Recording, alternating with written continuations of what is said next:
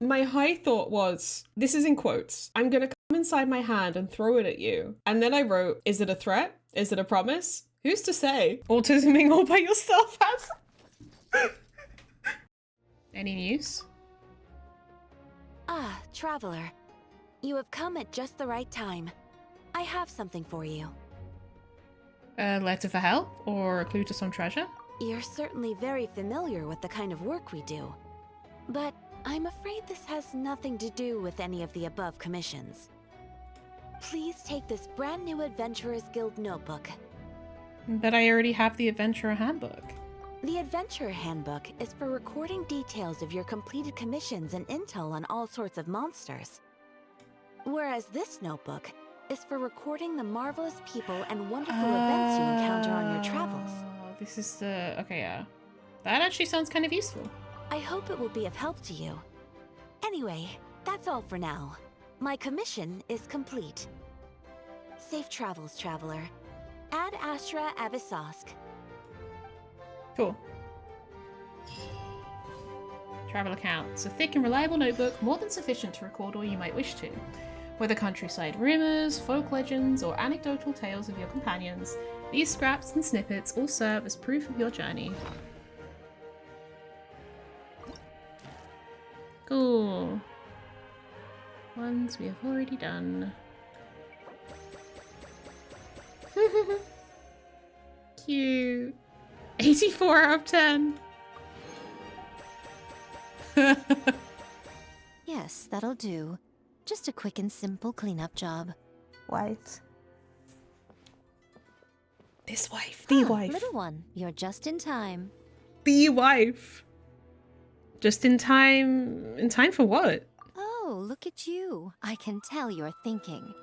Oh no, she's going to send me off on some pain-in-the-neck errand again, isn't she? I don't mind. Ooh. Don't worry. I was just going to say that we finished renovating the shrine and are preparing to roll out a brand new service. Now, I haven't had the chance to announce it yet, but here you are already. Wouldn't you agree that's good timing? Yeah. See this offering box beside me? There's going to be another place to make wishes here soon. The most expensive wife.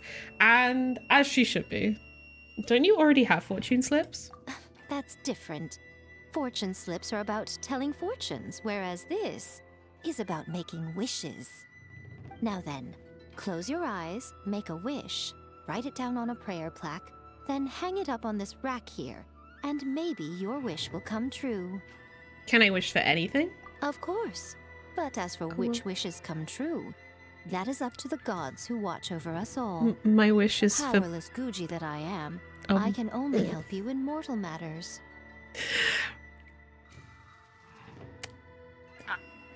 I can't say my wish. I wouldn't mind making some new friends. If that's what you wish for, then why not try it out? Here, take this fortune paper. It's left over from writing fortune slips. You can have it.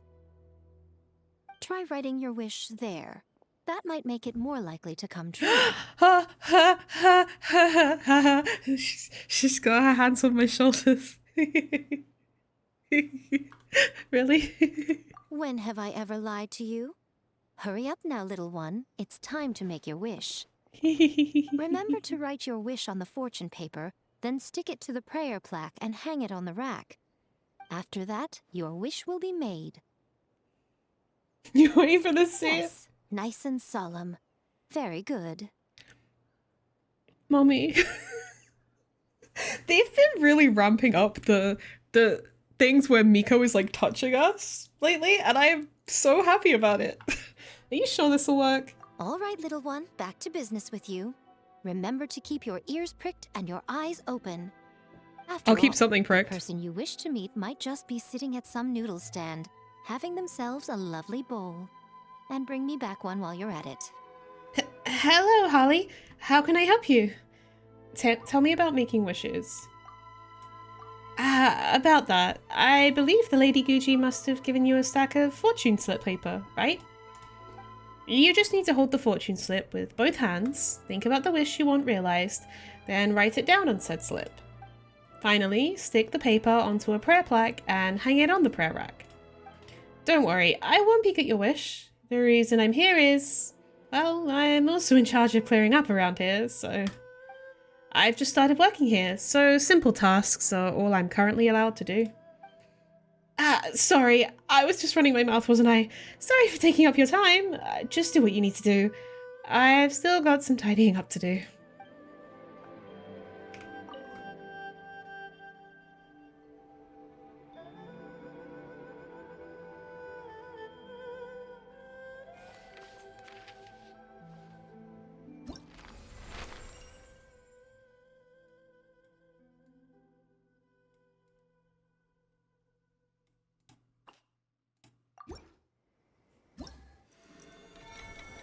Your wish has been passed on. Perhaps you shall meet this friend soon. Huh? That's not the price we agreed on. What do you think you're playing at? Dear Miss Jahoda, if you manage to return the object of your commission intact, then I assure you your reward will be paid in full. What did you do? It wasn't my fault. How was I supposed to know a bunch of monsters were gonna jump me out of nowhere and knock me into that river? Might I also ask that you don't spread so much misinformation to our clients when you're escorting them in the future? Oh, she's a girl failure. I love her. I wasn't spreading misinformation. Most of what I said was based firmly on the truth. The master bandit who has stolen from every town and village in Nodkrai. That was just me trying to sound cool. No one told me the client was from the Fontaine Guards. She wouldn't stop questioning me the whole way. That woman takes herself too seriously. No sense of humor at all. I can't Javier is believe great, yeah. She asked the guild to revoke my membership.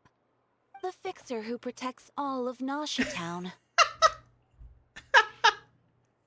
It's just fucking Toma, but... Nashtown. Fixer.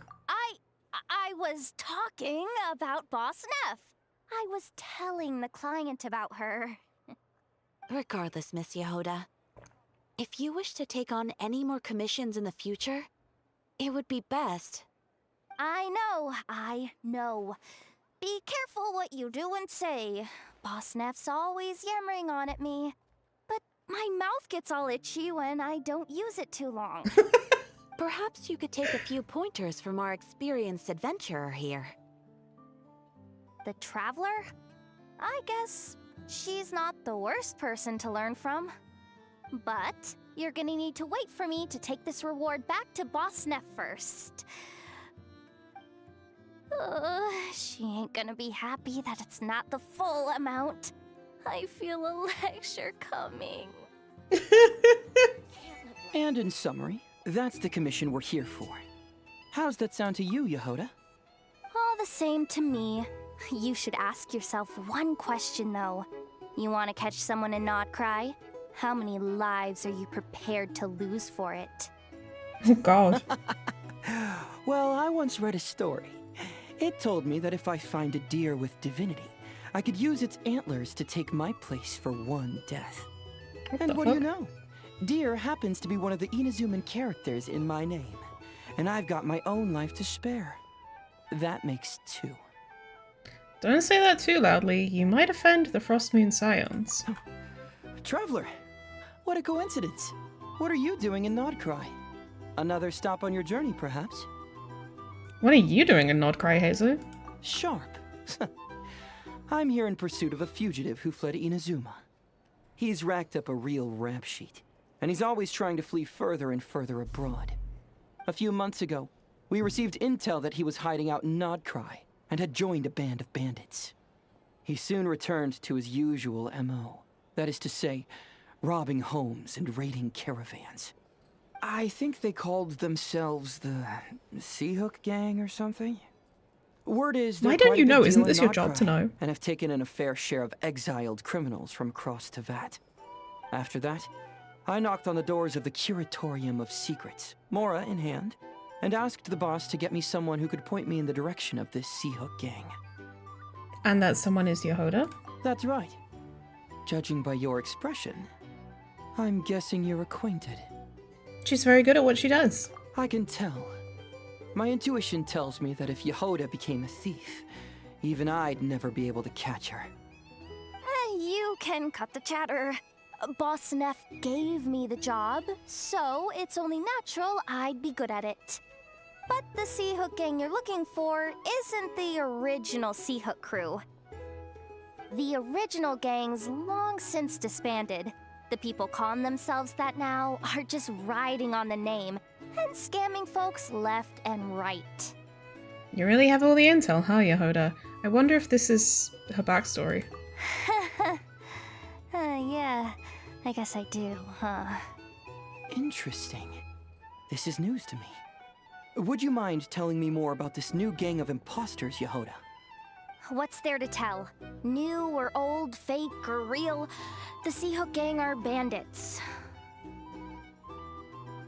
A bunch of scoundrels who banded together for Mora, then fell out over it. Their old leader wound up thrown overboard as fish food, while the underlings fought among themselves for the scraps. Some died, and others continued their wanderings. The long and short of it is that the old Sea Hook gang are dead, gone, or both. Wait. Doesn't that mean some of the suspects within could have started going around, committing crimes again? When a house goes poof, the snakes and rats nestled within find other walls to burrow into. That's just how it is. Nobody wants to die out in the wilderness. But for all the vermin out there, it's also the perfect time to find a good place to settle down, and maybe get a good roommate along the way. If I were a rat, escaping the snake would mean freedom from being hunted down and I think he knows. When you think about it, that's a good thing. In any case, you've been most helpful, Jahoda. Thank you for the intel. It seems the Mora spent on your services was well worth it. It's honestly a real load-off to know that these people are just imposters using the Sea Hook gang's name. I'd have had to admit I was in over my head flying solo against the real gang, with its international cohort of goons and all. Who up gooning? Well, wait.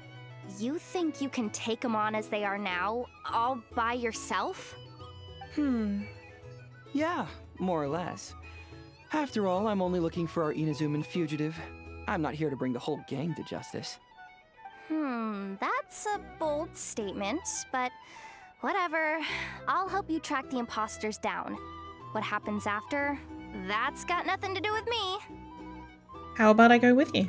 Your kindness is appreciated, but this time I'd rather this be a solo outing. Now, I suppose that's that. I'll leave locating them to you, Jahoda. As for me, I'll get to thinking of how I can haul this scoundrel back to Inazuma and have him confess his crimes. Something that'd get even the toughest gangster to spill his secrets most eagerly. Okay. You're weirding me out. Wait, why? He's just doing his job. Did it really go this way? I don't see it anywhere. Ugh, I'm so tired, I can barely take another step. But if I don't find it, Boss Neff's gonna be real miffed. Myth? Stupid cat! Oh my god. Jahoda? Don't sneak up on me like that! Good thing you're here, though. I don't suppose you've seen I a thought black she was and white striped calling cat Nefer around stupid here? cat. It's got a huge tail and a blue bow around its neck. So you're looking for said cat here? Yeah. I don't know why, though. Boss Neff suddenly got it in her head to send me out here on this gig. Said I needed to pay close attention to my surroundings. I Interesting. told her if she wanted to find a cat, she could just put up a commission at the guild. They're always running around helping people find stuff. But she insisted I go looking myself. I've been wandering around here all day without spotting so much as a strand of fur. If Wanting I to get go her out of her back hair? empty-handed, Boss Neff's probably gonna scold me. Ugh, what am I doing yammering away? I need to get back to searching for that blasted cat. Hey, Furball! Where are you?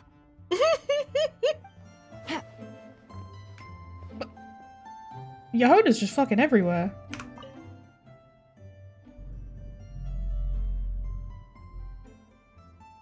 Ineffa? Has her battery gone flat?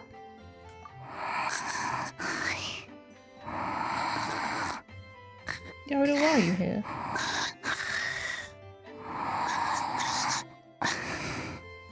Why is Jahoda just standing there? And She's not standing there, she's laying there. Hey, what's going on here? Paimon feels like it's a bad idea for us to leave. Maybe we should ask Aino for help. Keyword detected. Meditative state suspended. Whoa! You gave Paimon a fright! Do robots need to meditate? No. However, it was Yahoda's request. She asked me for a detailed analysis of the steps required to meditate and to mentor her as she practiced relieving her stress. Oh. Yahoda's so stressed that she's gotta meditate to cope with it all? Is there something troubling her? I do not know. However, Jahoda said she has been suffering from insomnia for a while and was willing to try any solution she could. First, I let her stand in my kitchen, close her eyes, and focus on the fragrance of crumb cakes. By stimulating her olfactory module, I believe there would be a decrease in activity in her cognitive module. Did it work? It successfully stimulated her appetite. She consumed the finished crumb cakes with incredible efficiency. Unfortunately, she consumed too many and proved unable to sleep that night. That's normal. We're not robots like you, after all. The more we smell food, the more we want to eat it. That is indeed true. Afterwards, I try to have her perform intense mental or physical exercises before bed. For example, cutting lumber, jogging, doing push-ups, boxing, and so on. Her body should have been able to enter sleep mode more easily following such sizable expenditures of energy. I'm guessing it didn't work. It did not. She finished half her exercises, realized she had an unfinished commission, and so rushed off to complete it. After she returned, she crouched down in a corner, hugging her knees, and said, I was so tired from all that training. My legs gave out while guiding my clients through the ruins. I basically crawled the whole way. If Boss Neff finds out, I'm dead meat. Following this, she was once more unable to sleep. Because she was stressed. In the end, we decided to give meditation another try. Boss Neff. No, wasn't me. Didn't steal your tea. Seems like the meditation was pretty effective. Yahoda's fast asleep. So it was because of Nefer all along. I do not think Yahoda's sleep is related to her meditation. First of all, the meditation steps I analyzed are not suitable for her. The goal of meditation is to enter a deep state of tranquility, which can be used to enhance self-awareness. For an ordinary person, this deep state is close to dozing. For me, this would be closer to a low-power standby mode, where one cuts power to certain components. That said, were we to shut down some of Yahoda's components, I believe it would pose a threat to her personal safety. So, meditation wasn't supposed to work, but Jahoda fell asleep anyway? Could she have been so tired that she just passed out? In truth, I do not understand either. All I can do is tell you what happened before. How are we not waking her Jahoda up? lay down and tried to fall asleep through meditation, she suddenly said to me, "Don't run off too far, or I might get ambushed in my sleep. And then I'd be dead meat." I answered her, "Very well, I will remain here by your side." Aw. After that, like I do with Aino every night, I held Yahoda's hand as she Oh, slept. that's so cute. After a while, she did, indeed, fall asleep. She needed safety. Dummy robot. This is something I did myself. Maybe we should let her sleep in peace. Yes. And if either of you need help sleeping, please consult me at any time. However, do note that I can only hold 2 hands at once. Oh, this is so cute. Oh, by the way, I have leftover crumb kaki bolts from the batch I made earlier. I gave one to Jahoda. You can have the other. Goodbye. I hope you have sweet dreams tonight. Thanks, Queen. Do you need any assistance sleeping? Since Jahoda's asleep, I have 1 hand for Paimon and 1 hand for you now. That's adorable. I was just passing through. Seriously? How many times do I have to say it to get it through your thick metal head? Drat. I felt bad when I spoke to her like that last time. And I really want to say sorry, but it's so hard to say it out loud. Anyway, I'm dumping off some excess scrap I don't need. Got them during an commission. Yeah. And I even went out of my way to get these components. Ugh, what am I doing? Come on, Jahoda. It's not that hard. Just gotta apologize to Ineffa. Thanks a bunch. Traveler, you're here too? Wow, today's a great day. Ineffa, get more crumb cakes ready. Hey there, just dropped by to check in on things. Good. How does she say this stuff so naturally? Come on, I've got to get it together. Ineffa, about that time I, called you a dumb metal face. That was on me. I'm sorry. As far as I am concerned, my face is indeed made of metal, so I agree with that aspect of your assessment. However, I disagree with the rest. The logic module that Aino created is not dumb. Huh?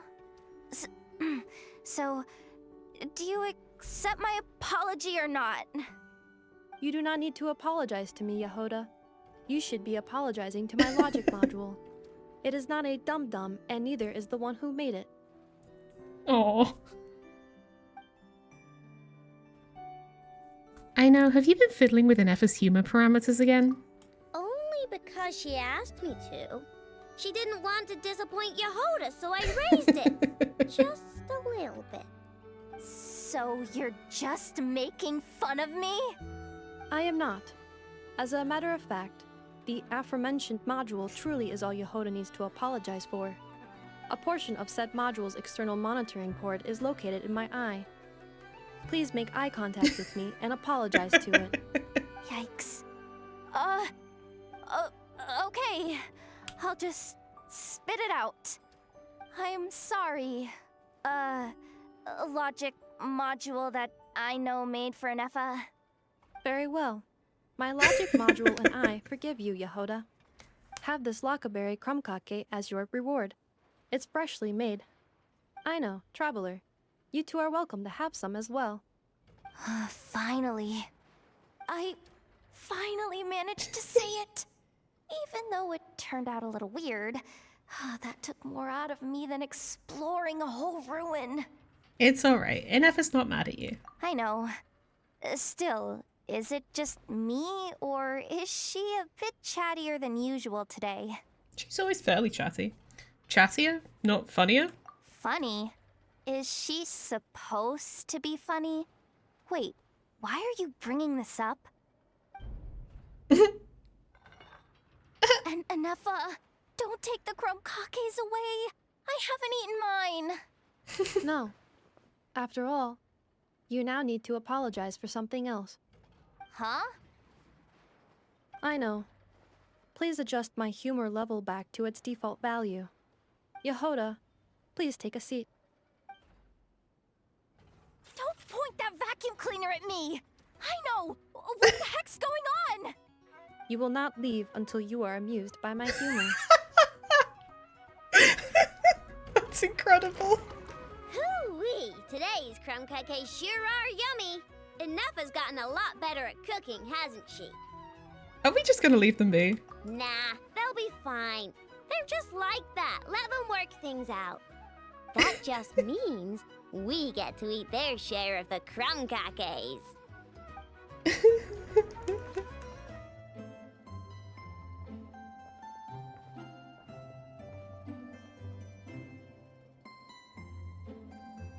Almost there. That should do it. Once Nefer wakes up, I'm treating myself to 3 whole slices of cake. I know. What's wrong with Ineffa? Oh, hey! Are you here to play? Sorry, but I'm busy right now. Just give me a bit. I'll be done soon. Ineffa's fine, by the way. Just undergoing some routine maintenance. But a few days ago, Jahoda called her an unfunny, dum-dum, metal-faced lunkhead. Right before starting her maintenance, she asked me if I could upgrade her sense of humor. Oh my god. Ineffa's fine as she is, humor or no. Yeah, glad we're on the same page. Ineffa's the best. Okay, I'm going to activate her. Ineffa, wake up. Time to get out of bed. Good morning, Aino. Good morning, traveler. Aino, have you managed to upgrade my sense of humor? Duh. Such a trivial task is nothing to a genius like me. Now, time to do some testing to see if the upgrades resulted in any hiccups. Ineffa, can you add more sugar to my crumb cakes? Please respond to me in a way that is humorous. I cannot. The more sugar I put into a crumb cake, the less sugar the crumb cake will have. Come again? What? The more sugar I put into a crumb cake, the more prone Aino will be to toothaches. The more toothaches she has, the less sugar she can consume. The less sugar she can consume, the less sugar I can add to the crumb cakes. Therefore, the more sugar I put into a crumb cake, the less sugar the crumb cake will have. I don't think that's how it works. Okay, that's not supposed to happen. Help me with another test, will ya? If you add a lot of sugar into the crumb cakes and make Aino eat sweet things... If it stays bad for a while, the traveler will crack a smile. Oh, what now? What? If this sense of humor is your speed, I guess you can say she now has one? You are not laughing, so I suspect I was not understood. Actually, the first joke I told used a deliberately flawed chain of logic. After confusing the relative relationships between crumb cakes, sugar, Aino, and Aino's dental health, I drew a ridiculous conclusion. That the more sugar I put into a crumb cake, the less sugar the crumb cake will have. For the second joke, I used a rhyme scheme between the similar sounding phrases, bad for a while, Not a and Cockney rhyming crack a slang. smile, to express humor. Okay, well, the jokes are funny, but the punchlines don't work if they aren't explained. Yes. However, according to my database queries, such statements are considered humorous due to their chaotic structure and lack of direct causal relationships. Oh my god. Such chaotic sentences serve as a form of guidepost, while the humor lies in the explanation that follows. Oh. Huh. Interesting. Ineffa, write some of these chaotic jokes down. We'll get Jahoda to be our guinea pig. Traveler, why are you covering your face? You got a toothache? Have you gone on a sugar binge too? No, I'm just tired. Huh? What's wrong? Don't tell me you're getting sick or something. Ineffa, go make her something warm. Understood. Maybe she ate too many hara fruit, a type of plant from Sumeru. Huh? What do those have to do with any of this? I'm so confused as to what is happening. Please don't ask. Because eating them can make you feel horrifyingly cold.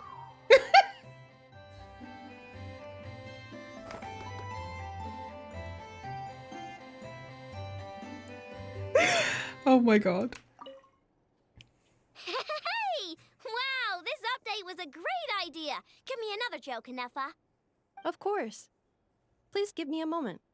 Since there is no fixed formula for generating jokes like these, I will need to reorganize the relevant keywords. I love them. Just girlies. Take it easy. Just girlies having a silly fun time. Huh, am I using this wrong? Ineffa, read the operation manual you recorded last time for me again. I know, I believe regular lubricant is already sufficient. There is no need to create a brand new product.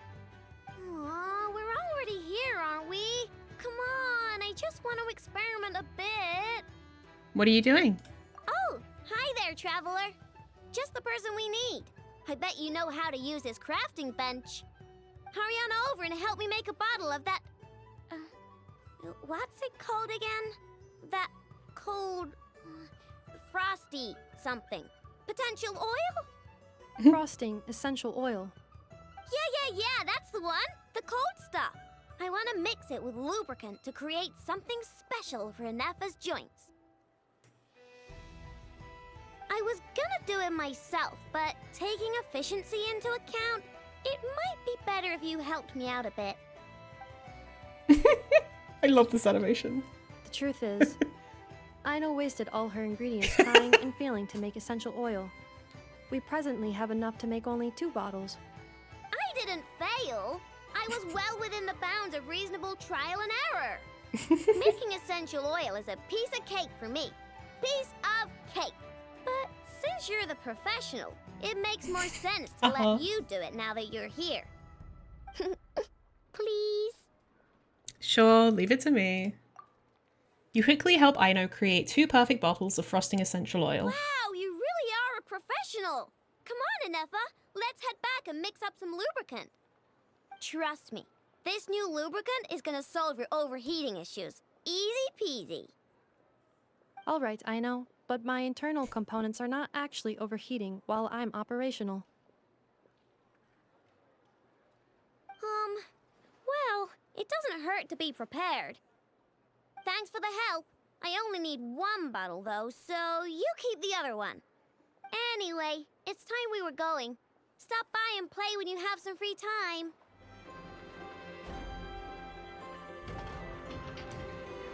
Ineffa? Yes? Do you like kittens? Based on previous established patterns when you asked me. Do you like snacks, Ineffa? It was actually because you wanted them. Do you want a kitten, Aino? Don't you think Ashrio's a total cutie patootie? I know, we have discussed this before. Our house is not suitable for pets. I know that. I don't want a cat or anything. I promised you, didn't I? But say, Ineffa, don't you think cats are cute? I think cats are very cute. However, it would be even cuter if you could make me a vacuum cleaner that does not get clogged by cat fur. I'll make that for you later. But before that, let me ask you a question. Ineffa, do you want to transform into a cat? What the fuck? Aino, I do not understand. What? Ineffa's gonna become a cat? Traveler? Paimon? Are you here to play? We just have Gotta nothing to say, do. We just be your wandering around, timing bro. is perfect. Do you like snacks? I got snacks. You can have some. Paimon loves snacks, but maybe she shouldn't. Have you already eaten snacks today, Aino? What?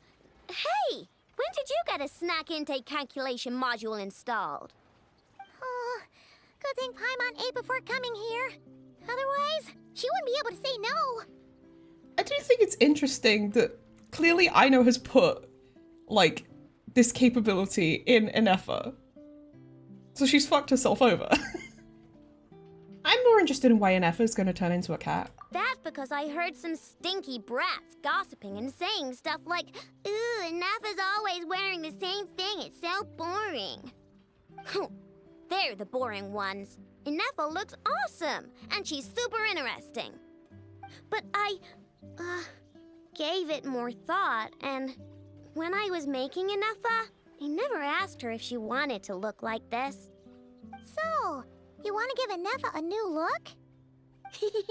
Well, it's nice to change her clothes once in a while, right? But I'll only give Ineffa what she wants. I'm a super open-minded parent after all. Bless. The body you made for me is Trans perfect and ally convenient. Aino.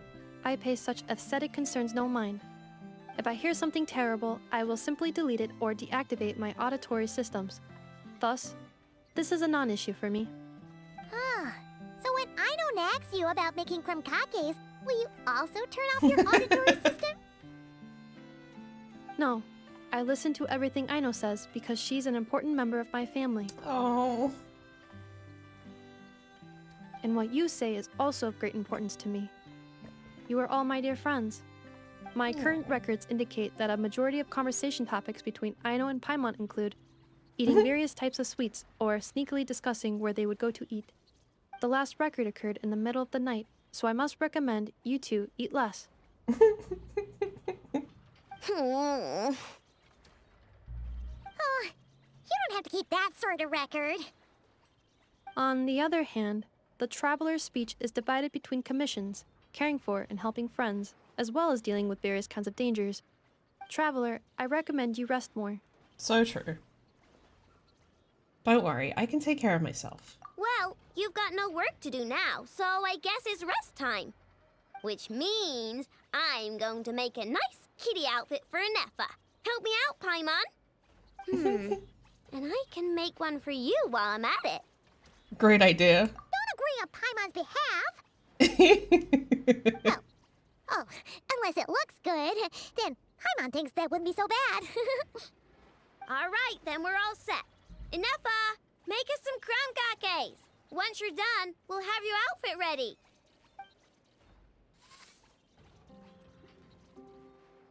Let's see. I've got my wrench, my pliers, and my crumcake bolt. Huh? Why is there a crumcake bolt here? Ooh, and here, you can have this as a souvenir. It's just something I cobbled together when I was bored. It probably does something, but I can't really remember what right now. I'll tell you if I do, though. The most important thing right now is to make super cute cat outfits for both Ineffa and Paimon. That was it. I wanna see the outfits, bro. What color should I? Never mind. I'll just lock the overall design in first. Do not worry. Aino is an excellent craftswoman. I am sure whatever she makes will look great. Save me.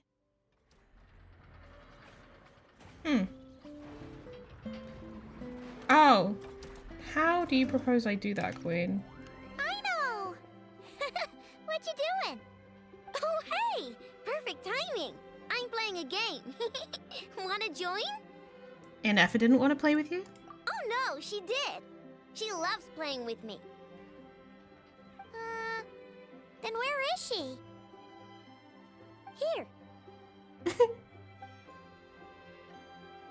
Save me. This is Ineffa's favorite game. Cling Clang, Aino takes flight.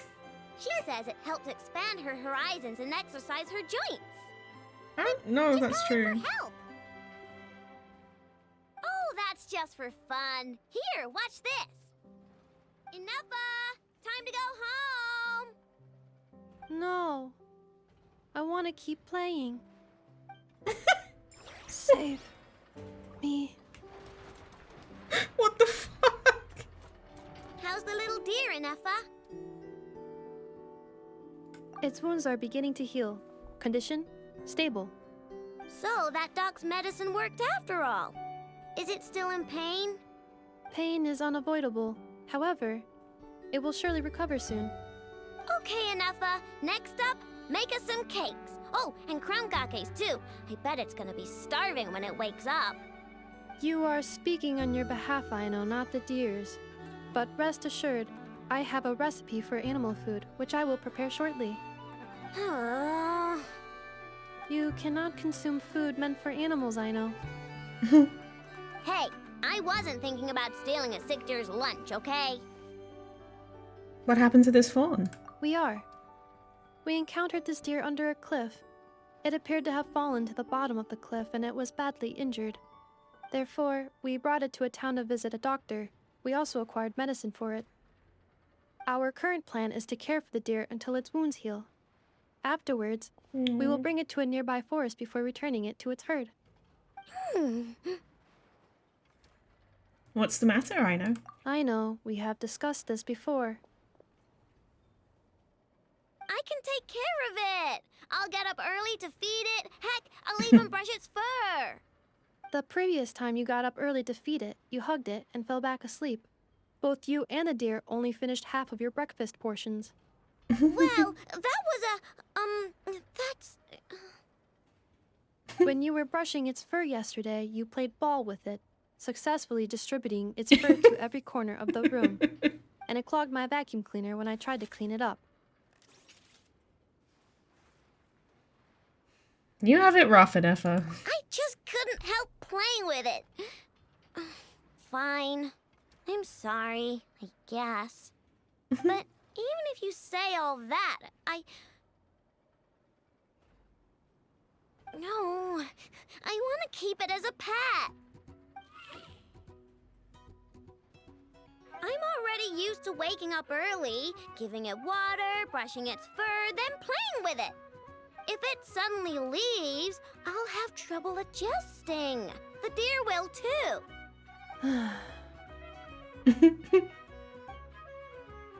Bro, how did Aino live before Nefer? Look, even the deer doesn't want to go. I am incapable of understanding deer speech, Aino.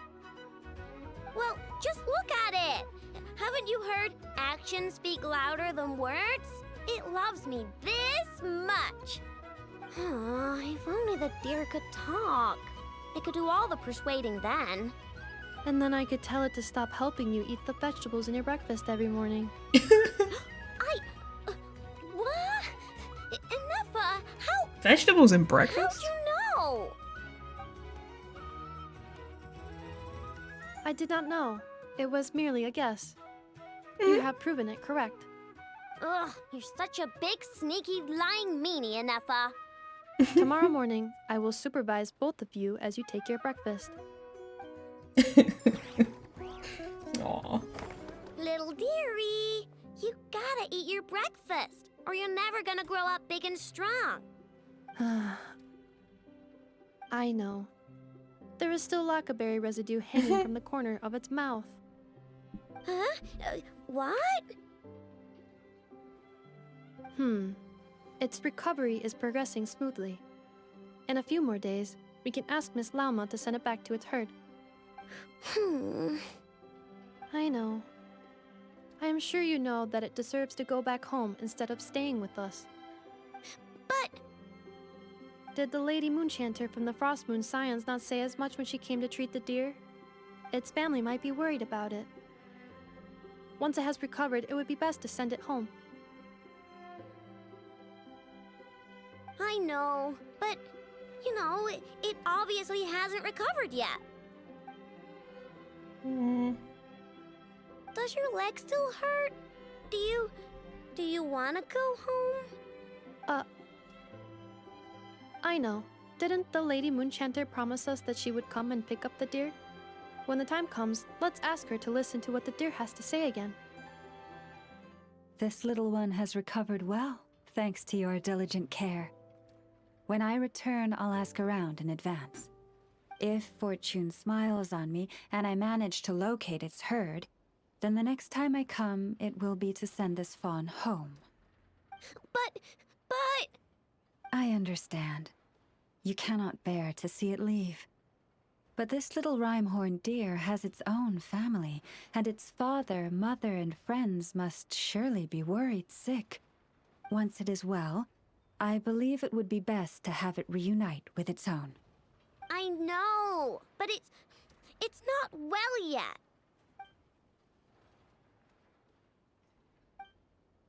Does your leg still hurt? Do you want to go home? It says it doesn't hurt anymore, but can you brush my fur again? Okay, let me grab my comb. I just asked Ineffa to make a new one yesterday. If you like it, you can take it back with you to your family. Wait. Aww. Where'd I put it? Let me go back home and dig around.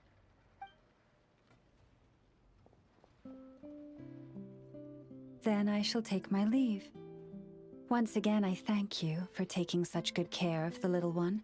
I came in a rush today, so next time I shall prepare some gifts. Do not force yourself to go out of your way for gifts, Miss Lauma. Aino loves the deer, and I do too. It is only natural for us to care for it. Besides, Aino and I are happy to have the chance to talk to it. Is that so?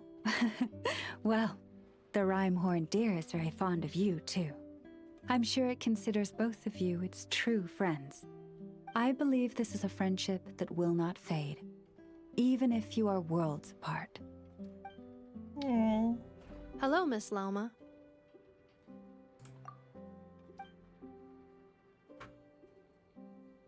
Hi! Hello, you two. Please allow me to inspect the little Rhymehorn deer once more.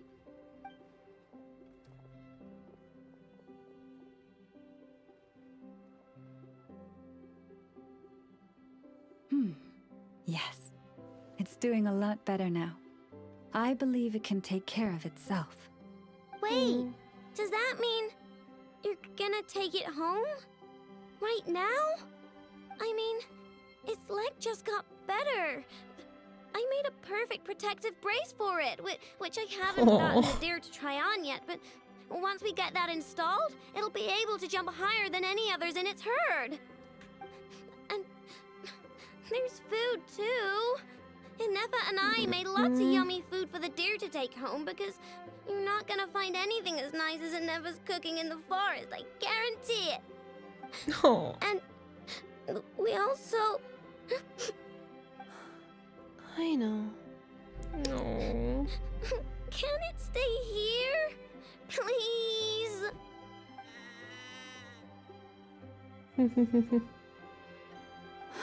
Of course.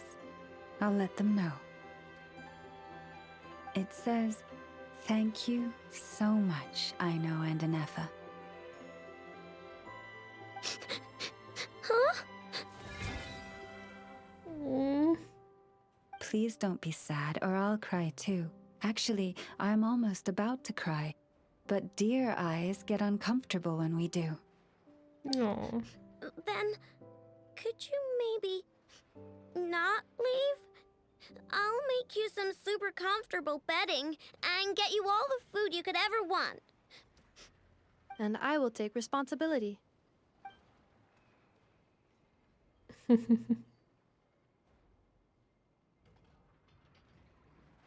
It's asking you to go over and brush its fur.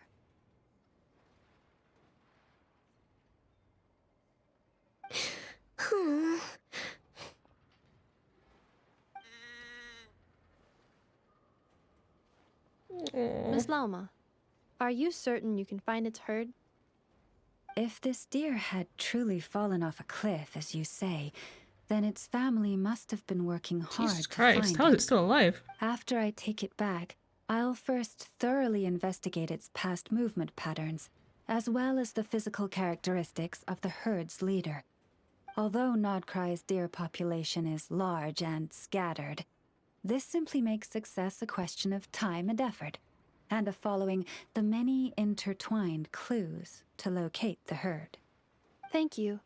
We will compile all the information we know and send it to you to aid in your search. Then, will it be staying at the Frost Moon Scions for a while? Can I visit? Of course. The doors of the Frost Moon Scions are forever open to you. But it's still going to go home someday. You can visit. You know how deer are. They don't stay in one spot for long, which means pretty soon I won't be able to find it again. Yes.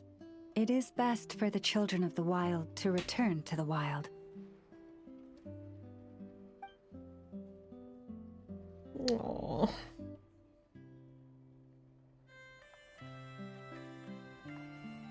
This is so cute.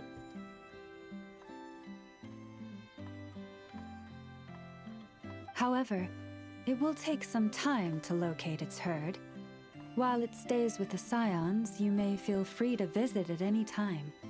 I'm sure the little one has many, many more things it wants to say to you. Then I'll visit the Scions every Tuesday. On Mondays, Wednesdays, and Fridays, I've got to do maintenance on Ineffa. And on Thursdays, I have to sort out the circuitry around here. So I'm only free on Tuesdays. Of course. Feel free to visit whenever the urge I think this strikes voice you. actor's British. Unless anything out of the blue occurs, you may always find me near the Frost Moon Scions Library. All right, it's a promise. Let me think what else I need to tell you. Ah, right. I better write down everything you said. Oh, but there's so much I want to say and so little time. I believe there will be enough time to say your farewells. Doing it gradually helps her adjust too. Take these snacks with you, and this hat I made with Ineffa, and, oh, right, your horns need some protective oil. Give me a minute. The protective oil is with me, Aino. Let me assist.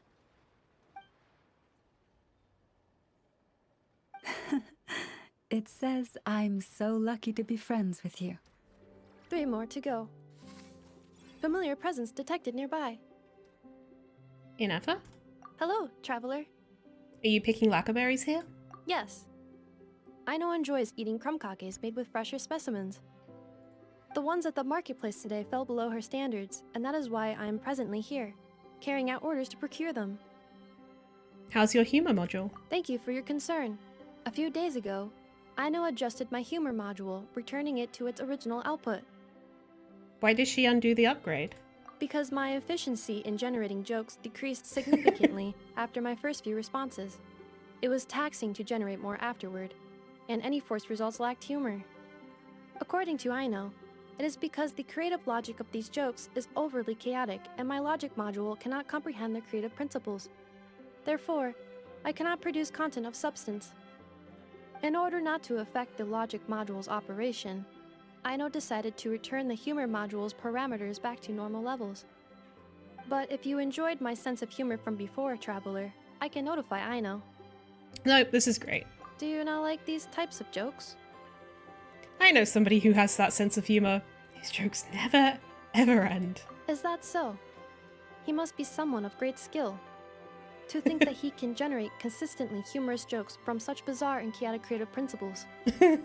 Let's talk about crumb please. Of course. If you wish to ask me about adding more sugar to crumb kakes, my answer is this. Crumb kake recipes include specific quantities of sugar to be added. Adding too much or too little will affect the taste of the finished product. So about lacquerberry crumb kakes. Of course. I am scanning the area to determine if it is suitable for a cooking demonstration. The results are not favorable. Dumb. Backup plan activated. I will also write down the recipe and give it to you. Looks like Ineffa's really back to normal. You're welcome. If you have time, remember to come visit. Although my humor module has been restored to its original parameters, Aino has been researching the creative logic chain of these kinds of jokes. Should she manage to create a joke generation module, I will be able to continue telling jokes. Please look forward to this update, traveler. According to my list, I need to gather 3 more lacquerberries. Until next time. Repairs complete. It was just an old circuit, nothing serious. Such remarkable efficiency, Miss Ineffa. If it weren't for you, this streetlight would have had me stumped. If it had proven beyond fixing, I may have had to take my own lantern and hang it in its place. I don't think it'll come to that, bestie. You wouldn't have needed to go that far. Aino previously proposed a solution. She said she could train the Ratniki so they'd have the basic knowledge to perform simple tasks, like repairing circuits. That way, you wouldn't need to inform Aino every time a streetlight goes out and then wait in the dark until I arrive to repair it. Why is that their job anyway? Well, they have lanterns. They can get around. They can see. The Ratniki are responsible for fixing the lights? Yes and no. Strictly speaking, maintaining the brightness of the lights has been their traditional role. It's giving Before the use of kuvaki became Victorian widespread, lamplighters. the streetlights were powered by regular oil. Back then, people were needed to light and extinguish the flames. Because of how it's very dangerous Victorian said era. streets were at night, the Ratniki took on this role. They already carried lanterns, in any case, and were adept at using them while fighting. But as I'm sure you've already noticed, the current streetlights are powered by kuvaki, and it's not so easy to light or extinguish them using traditional means. Because of this, whenever a light goes out nowadays, all I can do is stand here helplessly and wait for a professional to come along and solve the problem. You would just be a many thousands of years old Fae. And you're just stuck because you can't fix a street light and you have to wait for this 8-year-old to rock up. So funny and ridiculous. Why don't you let Aino give you some training? Aino organized an engineering seminar, but all the Ratniki made excuses to leave halfway through. Oh. They said things like, I have an urgent task, or I need to go on patrol, or it's time for me to make a report. Bro. I didn't leave. It is, after all, disrespectful to the host to leave a seminar early. True, but the biscuits you brought were too much of a distraction for Aino. She stopped teaching completely. And then I was so busy trying to stop her from eating that I could not take over the seminar.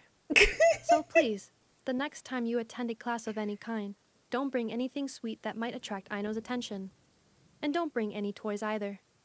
Ah, I promise I won't. Please say it in full. The last time you promised not to bring anything sweet, you brought a toy, and Aino was completely unable to continue. Person Menace. I promise I won't bring anything sweet, any toys, or anything else that might unduly divert Miss Aino's attention. That's better.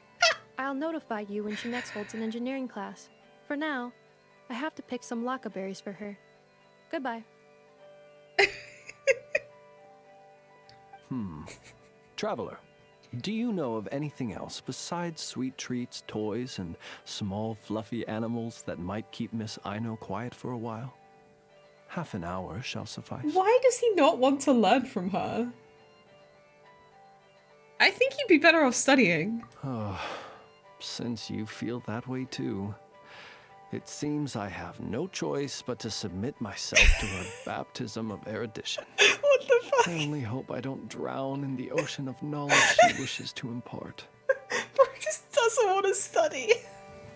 That's all. Oh, fuck. That's funny. I did not put him down as someone who's just like, oh, I don't want to learn anything. I want my head to be empty.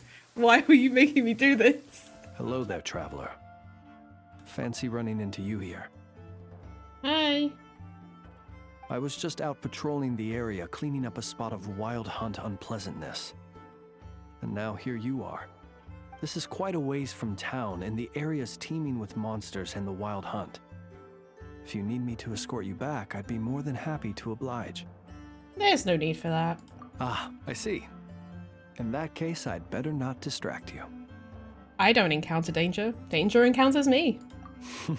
Well said. And I have witnessed your skills already. But it would be rude not to make the offer, having found you alone in the wilderness. Where is Anyway, Paimon? I'd best be going. If you do find yourself in need of help, you know where to find me. I'll always be ready to answer when you come knocking on my door. Is no one here? Are you looking for something? Well, hello. This is certainly a most joyful encounter. Seeing you lifts my spirits after a somewhat disheartening trip. Is something the matter? I wouldn't say anything's the matter, merely that I am dealing with some unexpected circumstances.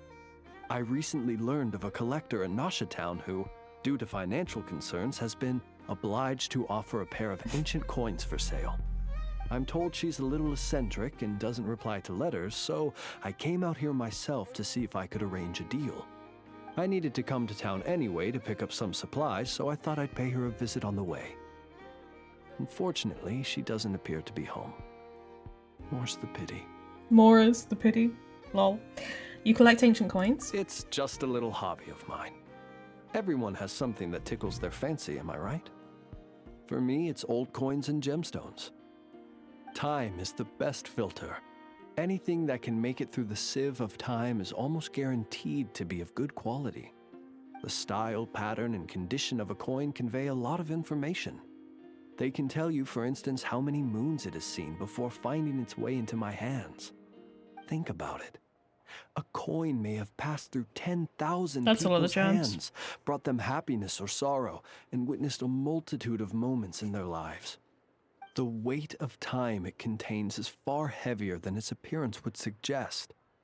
It is a witness to the past and something that has value in the present day, which makes it more than worth collecting. These coins have been stuck in my mind these last few days. What do they look like? What stories can they tell? If I can't meet this collector, I fear all desire to return home shall desert me. Damn. Look at me, rambling on about coins without a thought for the friend standing by my side. Let me think of a more interesting topic to make up for boring you just now. Ah, yes. Recently, I purchased a beautiful azure gemstone from a Fontanian merchant. It had long slumbered at the bottom of the ocean until being recovered just some days ago. I was told it was once embedded in the sword of a champion duelist at the court of Fontaine, while another story claims it was a pirate crew's prized treasure. You don't suppose they were lying to you? That's exactly what I thought. Whenever a merchant starts waxing lyrical and weaving tales, it's usually a sign that they don't have faith in their wares. Fortunately, I'm very good at appraising a gemstone's true worth, even if its owner hasn't the faintest idea what they're holding. Please, allow me to invite you to my residence once more. I have a feeling you'll appreciate the gem itself, and you may well find my valuation of it quite interesting too. Alright, I'll be sure to drop by. I'll be waiting for you. This collector must be a busy person indeed. Are you taking stock? There is indeed quite a lot. After accounting for daily necessities and emergency supplies, there's still enough to set aside in case of sudden visits from my colleagues. After all, Oh, they often my visit personal you? requirements are modest. It would be a waste not to save the excess and use it to help others in need. What did you get? Lamp oil, candles, leather, paper, new and animations. pens. Oh, and a few bottles of strong liquor, and some emergency food, of course. You got Paimon? Judging by your expression, I can tell you're wondering. What emergency food did you buy? Exactly. These supplies need to stand the test of time, so all of this food has undergone special processing. I assure you, unless you're on the brink of Special starvation, processing, interesting. you don't want to try it. Huh? The cured meat, for example, is as tough as tree bark, Jesus. and the biscuits taste like tossed-out newspaper. Good on that one. Even if you soak them in milk or vegetable soup, the best you could hope for is soggy newspaper. Sounds like you're speaking from experience. Well, there are times when one has no other choice. I've tried to extract nutrients from this food before. I'm impressed you managed to eat it.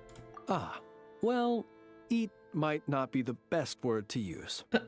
I have a somewhat more efficient method. Here, I'll show you. I suppose you could call it cooking with fire. What the fuck? Wait a moment, how do you know what it tastes like then? There have been a few more desperate moments when I've been trapped alongside other poor souls. What kind of You flea should know, magic? if I were to use the method I've just shown you in front of my colleagues, it might leave them Yeah. feeling uneasy. A little bit. And so I have at such times been forced to attempt to swallow this food, as they would. Though try as I might, I really was unable to swallow it. In the end, I broke it down into smaller pieces, some of which I stuffed into my mouth and some of which I dropped into my lantern when no one was looking. Done. Unfortunately, my colleagues noticed how slowly I was eating and mistook my reluctance for concern, believing I was eating less to allow them more. After that, they patted me on the back and enthusiastically filled my arms with more cured meat and biscuits. Colleagues can be like that. Indeed. I was grateful for their noble act of kindness, and can clearly remember the taste of cured meat and biscuits to this day.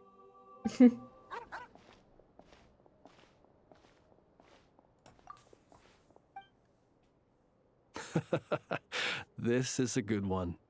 Here, take this meat for yourself.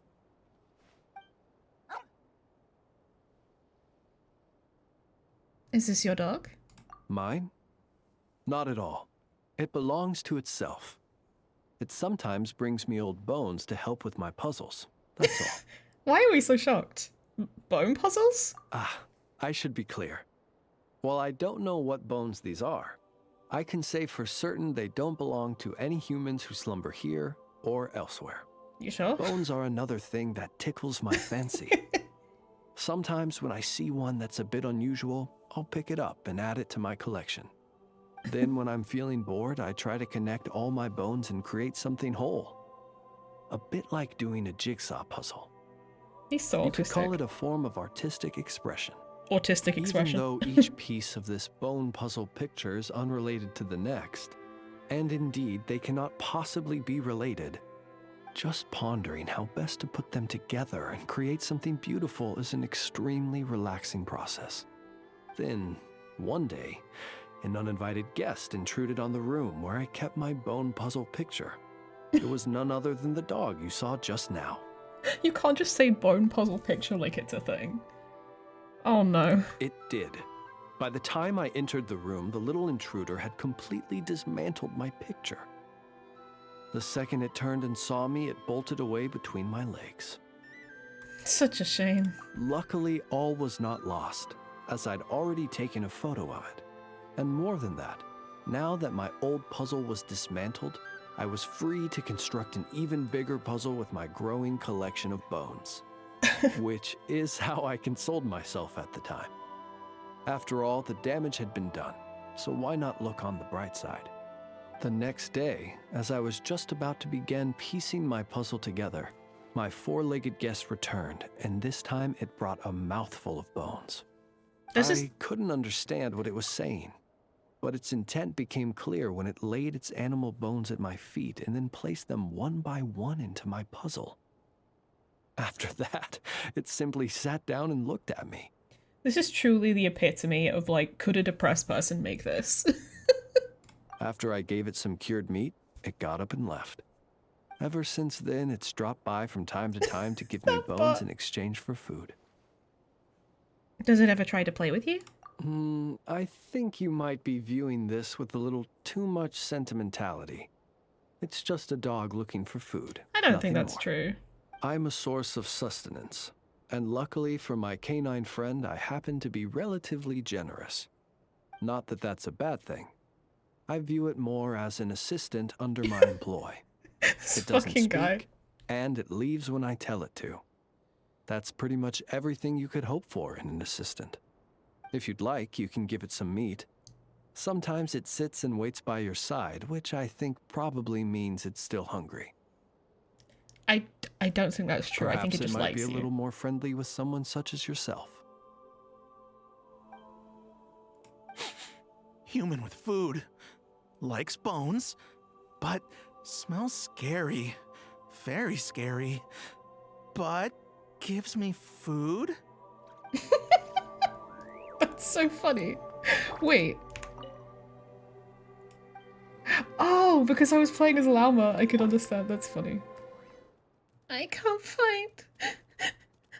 I can't find... Can't find what exactly? I can't find my parents, but I gotta... I'm lost. I don't know where they've gone, but I'm the only one left. It's so dark here. I'm scared. Is there anything I can use to identify your parents? I can't find... Dad, Mom, where are you? Don't leave Adina here alone. I fear we won't get much else out of her. However, she did say that her name was Adina. I do believe I recall that name somewhat. Here lies the Corrin family. May little Adina's dreams be forever filled with flowers and candy. Praise the courage of Danuta and Hämäläinen. May they and their daughter enter a dream free from sorrow. There we go. This is Adina's family grave. Her parents rest eternally beneath the soil. Perhaps we should bring her back here. We found Danuta and Hämäläinen. Daddy! Mommy! They're waiting for me at home. I've got to get back there. It's home. I found the way back. The lights are still on, and Mum's made piping hot pie. Oh, it's wonderful. Daddy's waiting for me too. Daddy, Mummy, I'm home. The metal shade of this standard lantern is covered in scratches, and a line of text is carved around its base. Thus did I foresee waves crashing on the shore, the night sky devoured by deathly silence. The metal shade of this standard lantern is covered in scratches, and a line of text is carved around its base. Thus did I declare, whomsoever cradles the flame and keeps it burning, unquenched, need not descend into that darkness. We are the Lightkeepers, who shine the eternal light of hope into the endless snow-swept plains. On one side of the lantern shade, there is a hidden compartment. Inside it is a yellow note. Whoever you are, by the time you read this, I may no longer be able to speak of the lamp. I am but a humble ratnik. When I'm gone, I hope you will help return this lamp to the Lightkeepers. Thank you, kind stranger. The winds awaken, the leaves whirl round. Thus did I vow, our bones and blood we shall use as fuel. We shall make life greater than death. He had a beard, I think. The winds awaken, the leaves whirl round. The winds awaken, the leaves whirl round. Our cheeks are pale, our hair does flutter, our eyes burn bright as flame. Free our heart from dreams of the living.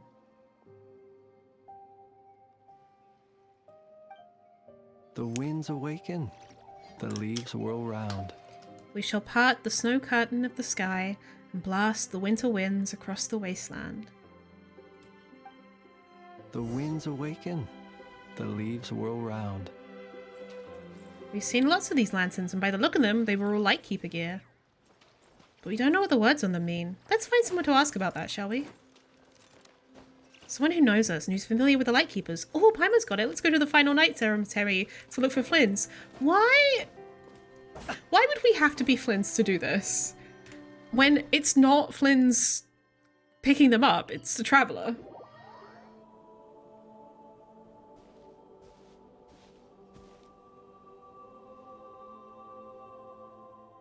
Hello there, friend. A pleasure to meet you again amidst the graves. You described the oath lantern you saw and the incomprehensible words inscribed upon it. The winds awaken, the leaves whirl round. This is the oath those who join the Lightkeepers swear. Usually, each one of us will carry our own lantern, only abandoning our charge to care for it when we have no other choice. Each masterless lantern, therefore, is a marker of misfortune, a tragedy that fills me with sorrow. But they knew that such would be their inevitable fate from the moment they made their oaths. If there was anything else we could do for them, it would be remembering the oaths they made. To bear and defend, lanterns alight with eternal hope. That was their dearest wish. Thus did I foresee waves crashing on the shore, the night sky devoured by deathly silence. Thus did I declare, whomsoever cradles the flame and keeps it burning unquenched need not descend into that darkness. Thus did I vow, our bones and blood we shall use as fuel, we shall make life greater than death. The winds awaken, the leaves whirl round, free your heart from dreams of the living. Our cheeks are pale, our hair does flutter, our eyes burn bright as flame. We shall part the snow curtain of the sky and blast the winter winds across the wasteland. We are the Lightkeepers, who shine the eternal light of hope into the endless snow-swept plains.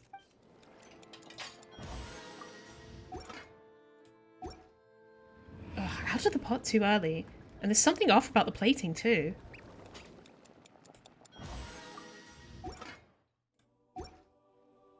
Hey, newbie, you can't be making food like that. We're making rations for the Ratniki on the island, so we've got to cook it to their tastes. These dishes won't do at all. First, your heat control's terrible, and second, this stuff doesn't suit our diet. That's got to change. You still got a lot to learn. I suggest starting from our most basic dishes, the nodkrai hot dogs. Come back and show me once you're done. The sausage is nicely grilled. You'd make a half-decent sous chef if you were working in a restaurant outside, I'd say. But we're making meals for every ratnik on this island, so it's not about how fancy the food is, but whether it's plentiful enough. Make the bread thicker. There's not a ton of vegetables right now, and you could also add some meats apart from sausages. You still need more practice. Come back next time and make some berries and fried meat.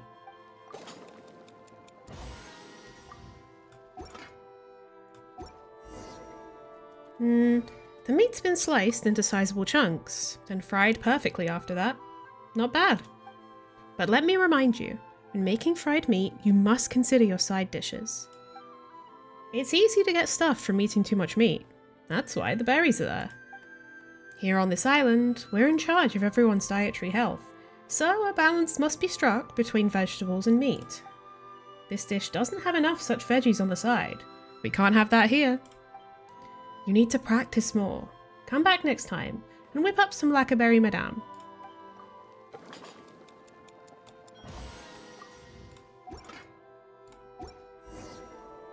The chicken's flavorful, and there are sufficient side dishes.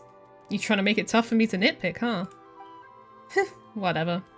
Not that I was ever looking to find fault with you newbies specifically. I'm just a chef. I just do my job, and I want to do it well. And to that end, I made all kinds of preparations for the Wild Hunt's arrival. But it's a pity. I couldn't send them the finished dishes in time. The food wound up spilled. Spilled. Oh, that's sad. Nodkrai is close to the sea, and smoked fish steak has been a staple here for ages. All the old folks know how to make it. It's not a taste you'd ever forget once you've had it. I wish I could have tried it one more time. This book looks good. I'll take it. Wrap it up with the 2 from before. As you wish, Miss Nefer, though. And do forgive my forthrightness. The author of those other 2 books really shouldn't be relied on.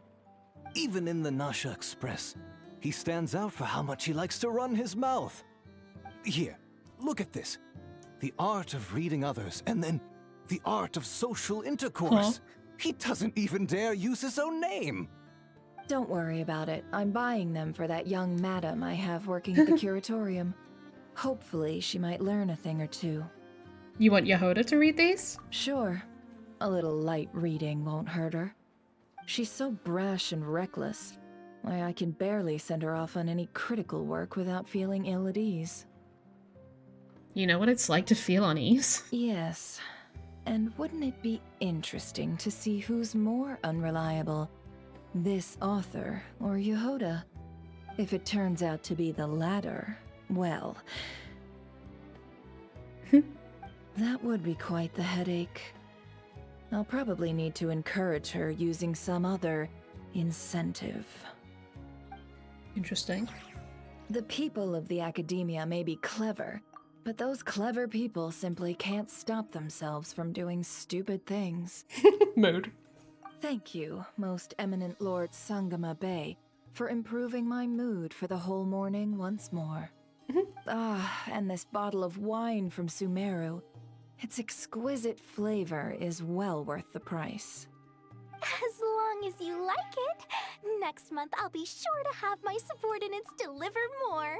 Dori's sucking up to Nefer. Please don't like it. Please don't like it. This bottle is so it's smashingly expensive. I wouldn't have bought it if I didn't absolutely have to pave the way for our future collaborations. 1 jug of wine's enough for today. Just put this round on my tab and we'll settle it at the end of the month. Oh, and don't include Jahoda's secret snack order. She's footing that bill herself. I know Dori's spent a lot of money trying to get a deal from me. I shan't say no to free drinks, but perhaps it'd be best to leave her some room to wiggle. No problem. I'll send the bill over in a few days. Am I going crazy? Why is Nefer being so straightforward this time? Don't dwell on it, Dori. Just focus on getting the deal first. Why so hasty? Please, after all the trust I've placed in you, surely it's unbecoming to fleece a fellow countrywoman over a simple drink? Dori, oh Dori, The deal is yours, but the money? Oh, we're going to split it. Oh, come now. Even sisters need to settle accounts clearly. Let's put the mora on the table first, so we don't run into trouble down the line. I don't like that look she's giving me. She wants a cut of the deal, doesn't she? That's going to be a pain. How much should I let her have? What are you two chatting about? Just some hometown gossip. You're welcome to join us if you'd like. However, nothing we've discussed prior has been particularly interesting. Mostly more of the same. But really, I must know, Miss Dori, why did you want to get involved in that fiasco at the academia? It's a simple feat to lift a sleeping serpent from its nest. But what happens when it wakes up? Had you no fear of getting bitten? What? She just won't stop. Why is she bringing this up again? I already answered this question.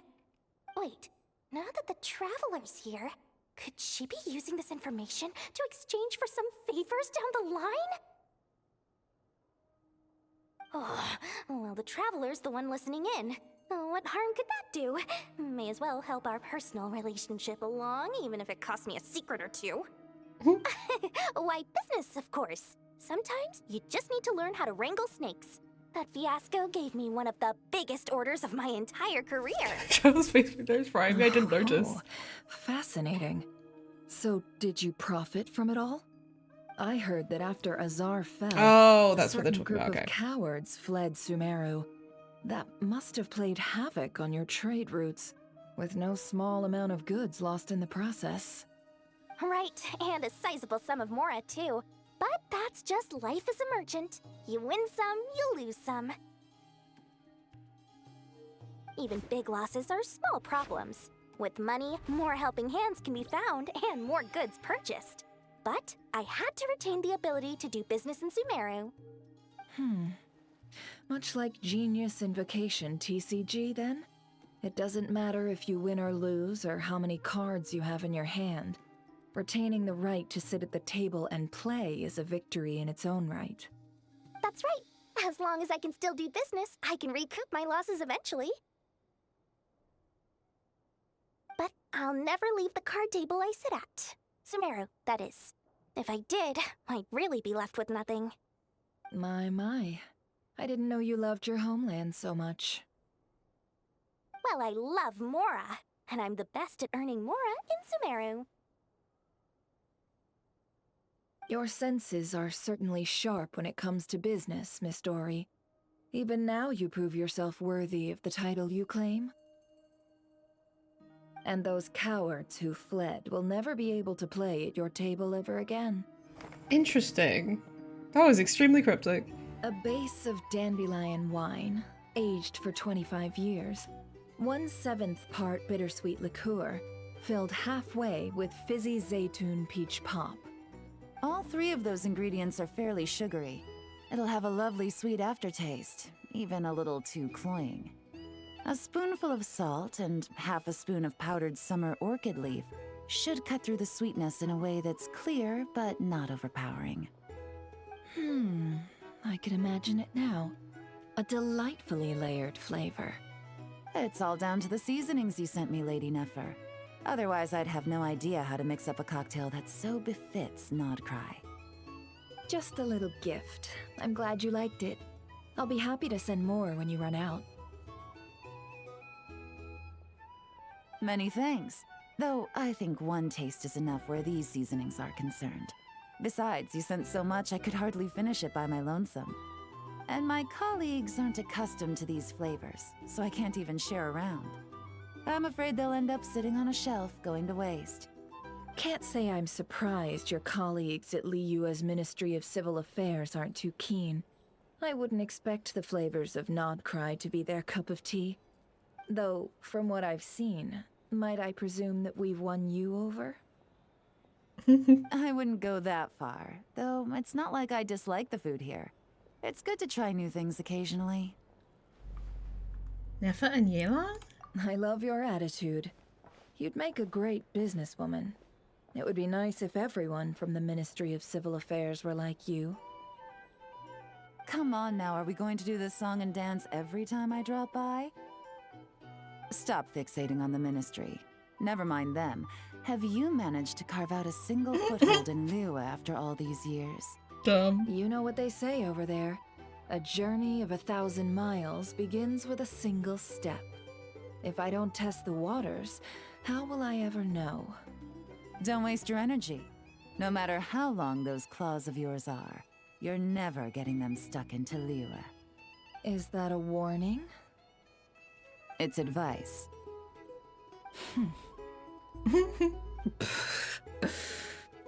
Long claws, you say? I wouldn't think myself so formidable. There's barely a handful of people I have any influence over at all. I can only really think of one young girl who listens to what I say. But she's not the brightest. And I spend more time looking after her than getting any help. Oh, really? Then I guess that painter who fishes in Dihua Marsh, and that apprentice who makes tofu in Chinsa Village, and that guy who wants to work at Wanmin Restaurant. Oh my god. Damn, these are all Nefer's people? All these people who mysteriously appeared in Liyue. I guess you have no idea who they are? Many people pass through Liyue Harbor every day. Far too many to count. How could I possibly know every last one of these enigmatic nobodies? Though I must say, your memory is quite impressive. Your colleagues must sleep easily knowing they have you to lean on. Why, thank you. Though with you around, nothing is ever easy. I can only say that there's never a boring day. Is that so? Surely your workload has lightened now that you're far from the ministry? If you've got time for another drink, I'd be more than happy to mix you one. Here's to a relaxing day for us both. Here. Taking a moment to unwind every now and then does wonders for the mind. I'm in full agreement. Though some strings must remain drawn tight, Lady Nefer. Just in case.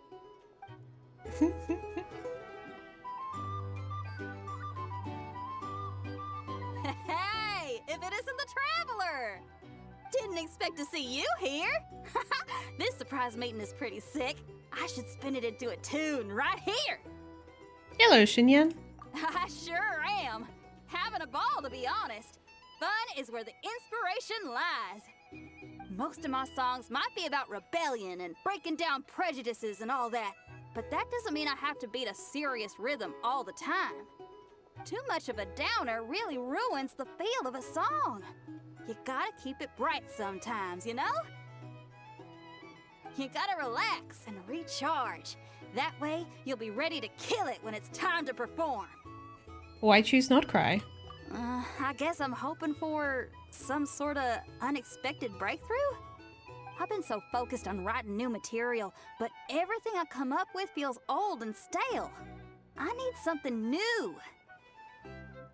So I decided to take a holiday, to try escaping this prison I've built for myself. Very decisive. My last stop was Fontaine, where I saw Fontaine. magazines and photos of nodkrai. Yeah. It got my creative juices flowing, and I was itching to find out more. Well, after looking into it, it turns out the whole atmosphere and way of thinking out here are like nothing I've encountered before.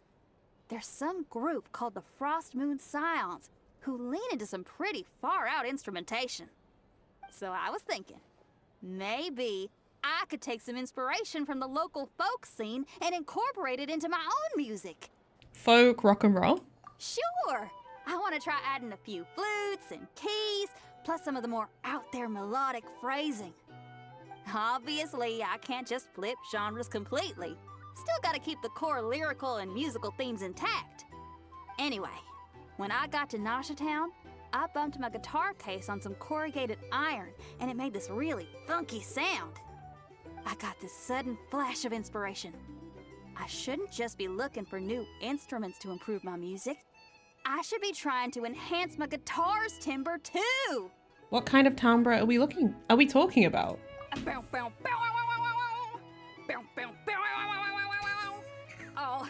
something like that. It's kind of hard to replicate a guitar with your voice, you know? Basically, I'm going for something punchy, compact, clean, and absolutely savage. If I can modify my guitar's acoustics, ramp up the compression, and add a second sound hole to boost the lower end frequencies, oh, I think I can get a sharper, more metallic sound. I'm looking forward to the results. Thanks for the support. Oh man, my motivation's like a double bass drum going at 200 BPM right now. Give me a bit to play around with this and hammer out the kinks. I'll invite you to the official unveiling of my breakthrough sound soon enough. She kind of reminds me a little bit of Miranda in Date Everything. Huh. What style should I aim for with my next song? Huh? Isn't it Skirk? Are Paimon's eyes deceiving her? What's Skirk doing here in nodkrai? It certainly is a surprise. Exactly. And Dori's here too. We should go over and say hi. Wow, my. Such an exquisite radiant exoskeleton. What the fuck? Come, let me take a closer look, so I can make sure to offer you a fair price. Please, take a seat and rest a while. If you have anything you'd like to eat or drink, I'd be more than happy to... Let's not waste time. Just tell me how much you're offering. Of course. Just a moment. Remarkable. Not so much as a scratch. Even the very best bounty hunters would struggle to retrieve a radiant exoskeleton. The hell is a radiant exoskeleton? Such quality. Skirk! Dori! What are you two doing here? I came to look around nodkrai, and thought I'd take the opportunity to make a little mora. What's this? My most valued customer is already acquainted with my most valued customer? Is Paimon hearing things? Or did you just say most valued customer twice? Naturally, my most valued customers are equally valued, so you both receive my most effusive enthusiasm. Please, rest here a moment while I work the price out. You've gotten stronger. It seems you haven't neglected your training since we last met. A lot has happened. I see. Nodkrai is home to many worthy opponents. Should you overcome this trial, your strength will increase further still. So, how have you been, Skirk? When we last saw you, you said fate would decide how we'd meet again. Well, Paimon didn't think it would decide so quickly. Was it quick? It's felt like a very long time to me. Well, time flows differently where you live. My life will experience little change until a true turning point arrives. But as for you, you are at a pivotal point in your journey. Have care. Victory and defeat are seldom long-lived. Excuse me, dear customer. After careful consideration, I'm prepared to offer you 6 million mora for these radiant exoskeletons. I assure you that this is the fairest possible price. While you might be able to sell a single item for 700,000 or so, when it comes to buying in bulk... I'll take half of that in cash. I won't be staying long, so there's no point carrying around more money than I need. As for the other half, give it to these two in the form of food or supplies. You should have plenty of both in your stores. Of course. I can see my most valued customers enjoy a very close relationship. Here's your mora. Please, do stop by again. I'll be going then. Until next time. Huh? Won't you stay for a chat? Oh, she's gone again. That's Skirk. That's just how she is, sweeping in and out like a sudden gust of wind. Wait. I'm used to it by now. You know who she is? Hey, that reminds Paimon. You haven't forgotten her somehow? Even though you've done lots of business together before? What's the deal with that? Huh? What do you mean? The all-knowing Lord Sangama Bay keeps every customer near and dear to her heart. Fine, if you must know, she's not really my customer, but rather a guest of Miss Alice, my supplier. Miss Alice introduced her to me, and now she drops by from time to time to do business. She's the perfect customer. She always brings quality goods and doesn't care too much about the price. Whoa! There's one suspicious-looking grin. You're not ripping her off, are you? Ridiculous! A strong, mysterious customer like that who brings me valuable items? I practically worship the ground she walks on. Dori's Divine Bazaar is a fair and reputable business. Now, I promised I'd supply you with food, so it's about time I start hunting for ingredients. 3 million mora. What can I find that's worth 3 million mora? It looks like I'm going to have to dig out something very special indeed.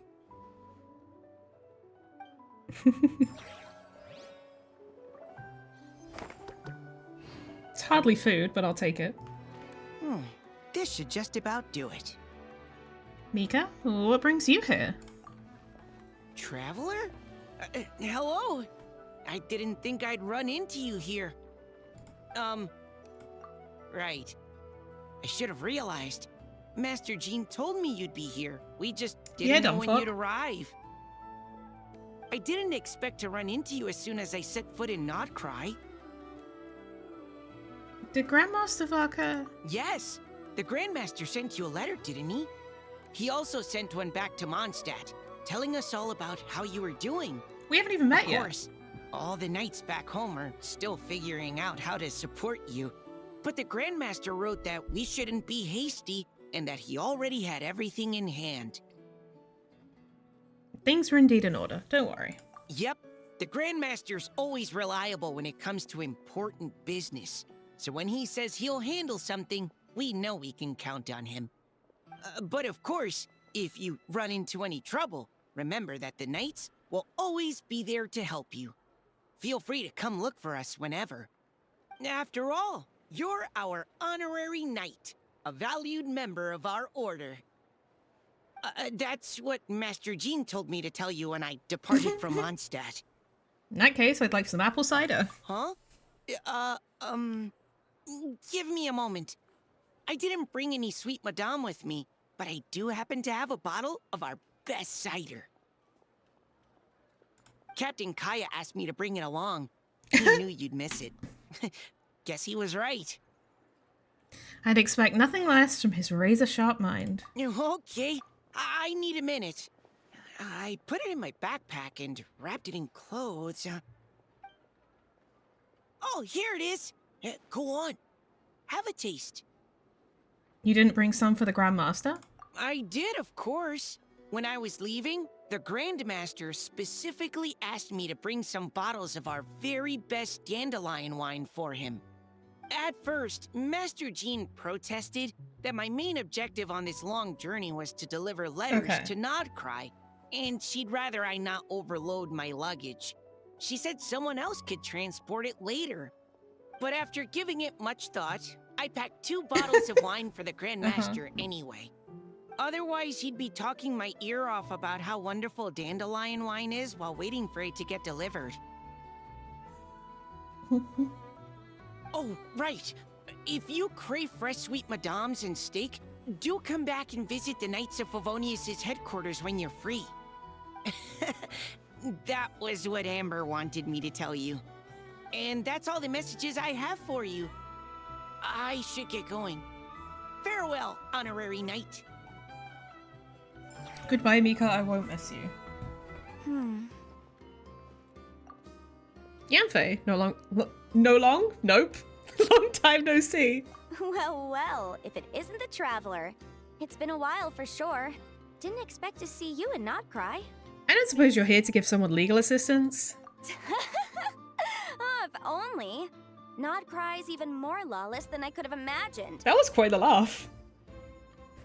Oh, wait. How should I put it? Well, that's just it. This place is quite literally a lawless land. Even if I was hired to provide legal assistance, I suspect it'd all devolve into everyone resorting to the Final Defense Manifesto to air their grievances. I feel like her delivery is different. Like, she feels more loosey-goosey. A Final Defense Manifesto? Ta-da! Here's your answer. The most direct method of self-defense. She's way more loosey-goosey, like easy-breezy, more animated. Interesting. Oh, so that's why it's a manifesto. Okay, enough of that. The reason I came to nodkrai is to gather material for the new legal guidebook I'm co-authoring with Shinobu. Oh my god. The book's theme centers on the borders of law, and one of its chapters is about what happens when law and order completely breaks down. There's no way I'd be able to get an accurate picture of that back in Liyue. So here I am, this infamous land of lawlessness. As soon as I stepped into nodkrai, I knew I was in the right place. It's not like the law here has broken down. It's more like it never existed at all. And, unsurprisingly, I haven't run into a single person in my line of work. Being a legal consultant here is probably an easy way to starve. Are you on your own? Hey, don't worry. I've got Adeptus blood, remember? Ordinary bandits can't even scratch me. In fact, I'm kind of waiting for someone to come and accost me. Then I can drag them aside and interview them on how they survive in such a hostile place. I didn't expect Madam Ping would agree to this. Yeah, you have no idea. I spent so long convincing her to let me leave. I'm sure my horns grew out a little. Yanfei, you did talk this through with Madam Ping, yes? Why, yes, we talked it through. I definitely did. And she definitely said yes, right? Yes? Yeah. Granny just loves me to bits, you know, and we spoke for ages. Anyway, I'd love to stay in chat, but I've got an appointment with, the Curatorium of Secrets, that's it. So, without further ado, I'll be getting a move on. She's a liar, alright. Yanfei! See you! Bye! Miss, are those antlers on your head? Oh yeah, of course. They'll think she's, like, a Frostmoon Scion. Wow, they look just like deer antlers. I bet they are. Just like us Frostmoon Scions. Bitch, where are your antlers? Yeah, Our Lady Moonchanter, Miss Lauma, also has a pair of really pretty antlers. I don't fully understand what's going on, but I'm quite sure my horns and hers aren't the same thing. I know! Miss Lauma's horns go up and yours go down. Wow, are you also a Moonchanter, Miss? Yeah, Sprouts, not this. Moonchanter? Well, I don't think I am. Moonchanter? That's a foreign term to me. I think Granny once mentioned an Adeptus who is related to the moon, but I don't think they were a Moonchanter, were they? Oh, no, wait! Granny told me not to tell outsiders about Adepti. So, what should I say to these kids? But your horns are just as pretty as hers. Miss, can you talk to animals like Miss Lauma can? Oh, hey, my savior's here. Hey, It's interesting traveler, that she didn't seem to do here. literally any research about the place she was going to. Yanfei, what brings you here? Let's skip that first. I need you to save me right now. If these kids keep asking me questions, I won't be able to hide my identity as an Adeptus for much longer. Save you? Ina, Kari, it's good to be welcoming to our guests, but if you ask too many questions, you may come off as impolite. Miss Lauma! Yeah, you're right. Sorry, Longhorn Miss. We asked too many questions. Sorry, it's just that we've never seen someone from outside the Scions with horns, so... All right.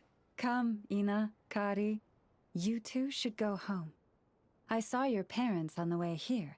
They must be worried sick searching for you. They're searching? Oh no, it's way Miss Titty's past true. dinner time. We're dead meat.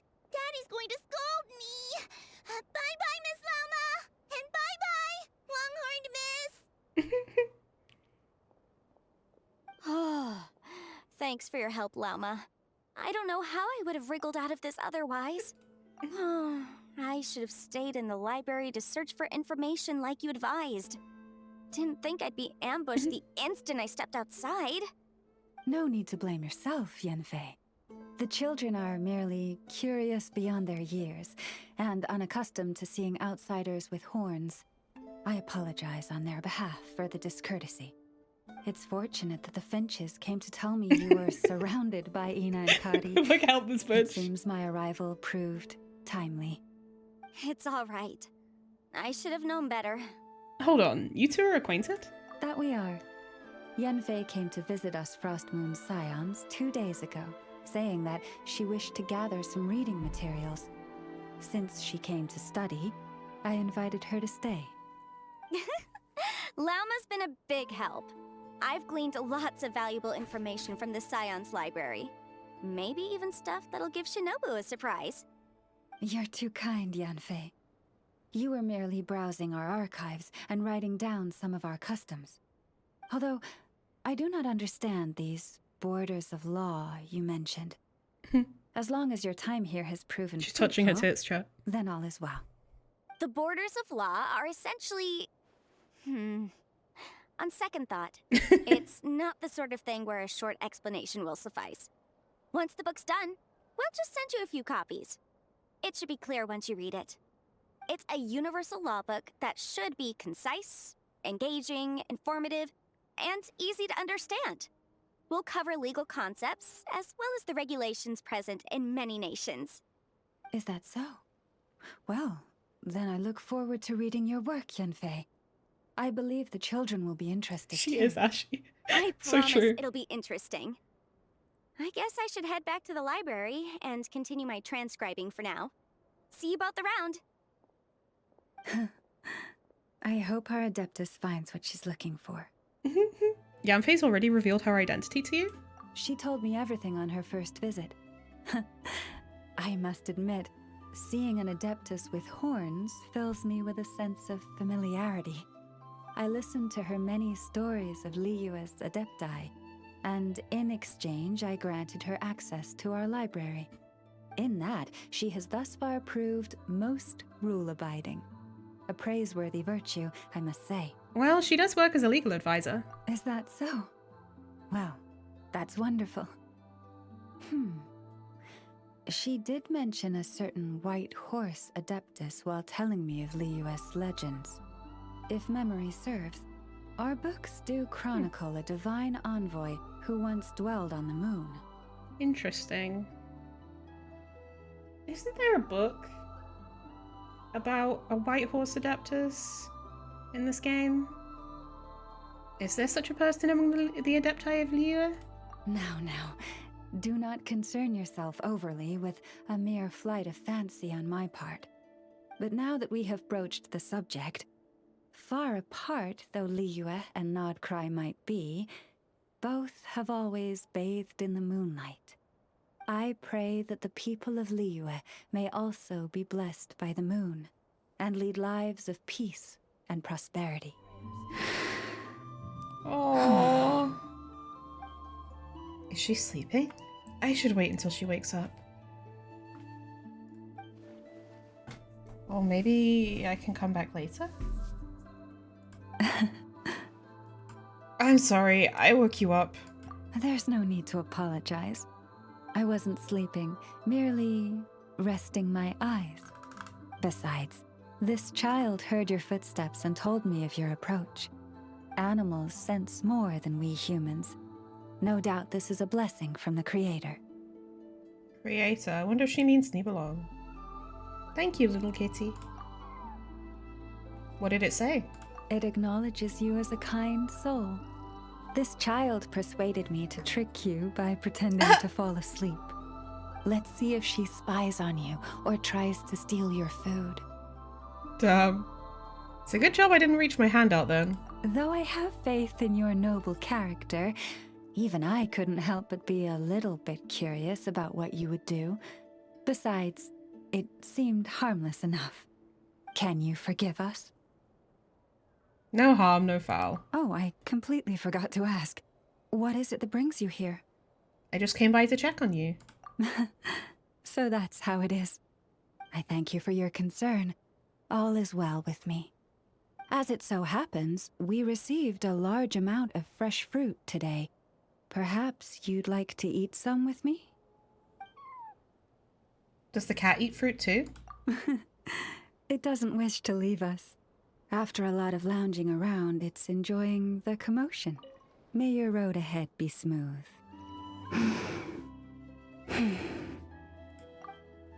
Huh? Surely not again. This time, Lauma's the only one here. And it looks like she's actually sleeping. There is a cat there. But what should I do? How about... Hello? It's you, traveler. I trust you're well. Were you having a nightmare? You don't have to talk about it if you don't want to. No, that's not it at all. It's just, my antlers are quite heavy. I almost toppled over. It gave me quite a shock. I guess sleeping sitting up takes skill. Indeed it does. As you've seen, my antlers are bigger than everyone else's. It can get quite exhausting whenever I have to walk long distances. Which is why I try to find the time to come here and rest, whenever I can. I fear I must have nodded off this time, however. Is there anything that can be done to lighten the load? What the fuck is this? I'm afraid nothing much helps beyond finding somewhere to sit down every now and then and taking a rest. Miss Aino once offered to produce a mechanical device that would help support my neck and antlers. While I was grateful, it didn't seem to be entirely... how should I put it? Proper? Yes, that's a fine choice of word. Someone in my role needs to maintain a certain image. As Moon Chanter of the Frost Moon Scions, it would be unseemly to appear in public with a machine around my neck. Mechanical Lady of the Forest. Indeed. Having your very own Paimon would solve the problem. That's actually... Sorry, I was only joking. I must say I found that quite the amusing mental image. Thank you. A good laugh was exactly what I needed to chase the tiredness away. I'm here all week. Don't be a stranger. Feel free to drop by whenever you're passing through. I'll make sure we have all the fresh fruit you can eat. How is there this much fruit to go around, bro?